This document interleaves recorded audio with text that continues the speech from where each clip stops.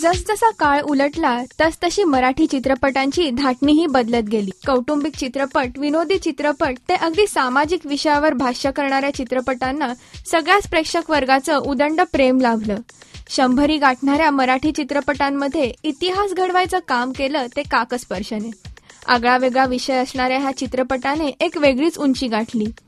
नंतर नो एंट्रीचा रिमेकही लोकांच्या भेटीस आला आणि पुढचं पाऊल म्हणून मराठीत 3D चित्रपटाचा अनुभव आता घेता येणार आहे.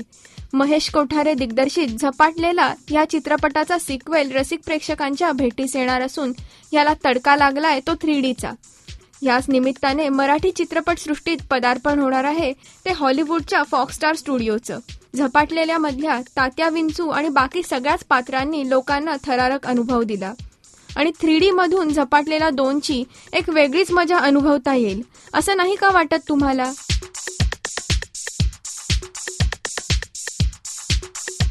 राजश्री.com करिता अदिती बेडेकर.